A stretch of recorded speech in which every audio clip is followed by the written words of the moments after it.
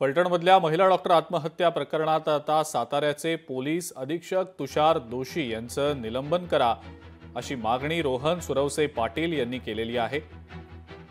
दोषींनीच जरांगेंचं आंदोलन चिरडलं होतं असा आरोप राष्ट्रवादीच्या रोहन सुरवसे पाटील यांनी केलेला आहे। फलटण उपजिल्हा रुग्णालयाच्या संपदा मुंडे आत्महत्या प्रकरणात आता सातारा जिल्ह्याचे पोलीस अधीक्षक तुषार दोशी यांच्या निलंबनाची मागणी राष्ट्रवादी काँग्रेस पक्षाच्या रोहन सुरवसे पाटील यांनी केलेली आहे। माझ्यासमोर या विषय बोलण्यासाठी रोहन सुरवसे पाटील स्वतः आहेत। रोहनजी, खरं तर काय मागणी तुमची? फलटण उपजिल्हा रुग्णालयाच्या डॉक्टर संपदा मुंडे आत्महत्या प्रकरणी सातारा जिल्ह्याचे पोलीस अधीक्षक तुषार दोशी तितकेच जबाबदार आहेत, कारण ह्या तुषार दोशीवरती निलंबनाची कारवाई करण्यात यावी अशी मी राष्ट्रवादी काँग्रेस पक्षाच्या वतीने महाराष्ट्र राज्याचे मुख्यमंत्री तथा गृहमंत्री देवेंद्र फडणवीस साहेब यांच्याकडे आपल्या माध्यमातून करत आहे।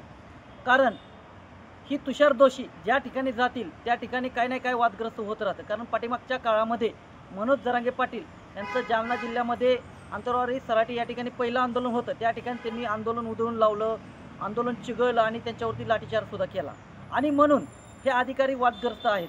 त्याच्यामुळे आमची ही मागणी आहे, कारण संपदा मुंडे प्रकरण आपल्या महाराष्ट्रामध्ये आणि देशभरात आपल्याला सर्वांना माहीतच आहे।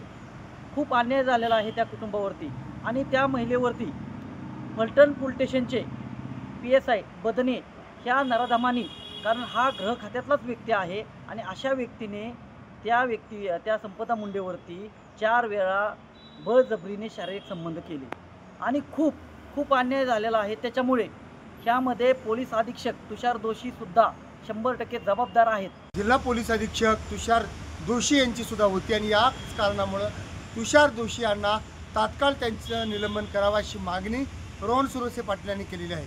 लोकशाही तुम्ही चंद्रशेखर बांगे, पुणे। लोकशाही मराठी ऐका, पहा, जागरूक रहा।